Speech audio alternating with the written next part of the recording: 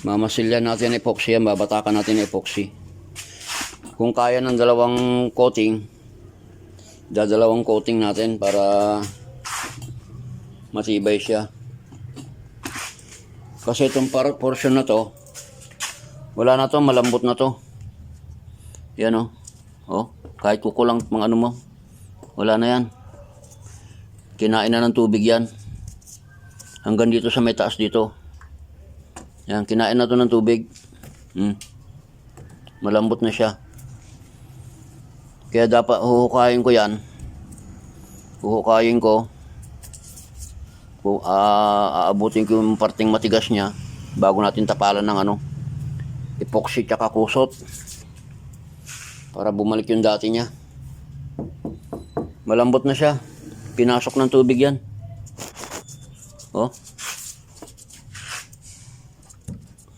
Kinain na talaga ng tubig. Hukayin natin yan.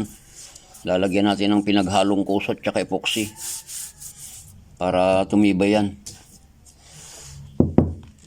Kahit itong butas dito, may butas din siya maliit, pero hindi naman siya masyadong komplikado.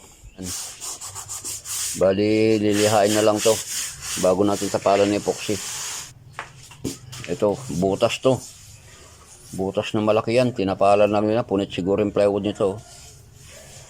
Pwede natin gagalawin yan. Anuhan lang natin epoxy yan. Ayan yung mga butas-butas na yan. Nung natanggalan ng pintura, medyo parang lumabas yung tubig niya. Mga nagpapawis tong plywood. Hindi naman pwedeng lagyan ng masilya na may ganito, may basa-basa, kaya papahiran na ng epoxy ulit pagkaliha. Pero bago pahiran, siguraduhin munang tuyo siya. Kaya medyo mainit yung katawan ng bangka para lumabas lahat ng tubig. Kaya tulad nga nito, yan wala na lambot na.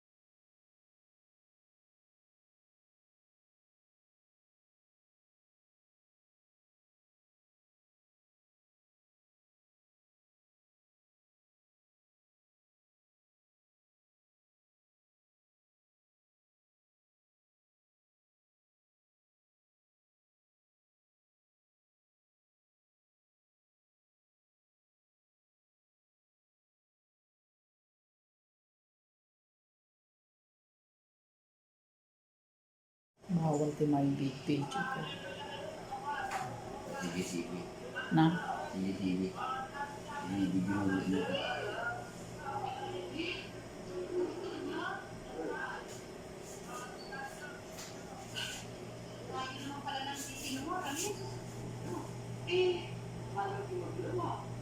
Hello, mga kalistas na yun. Stupid din. Yan. Lagi ka na.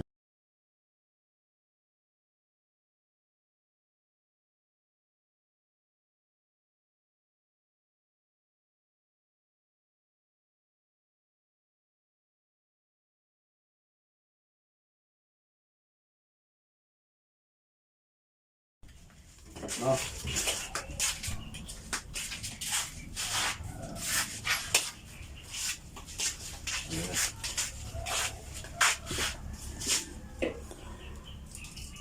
So yan mga kadiskarte, mamasilyahan na natin yung lalagyan natin ito ng epoxy, yung bangka.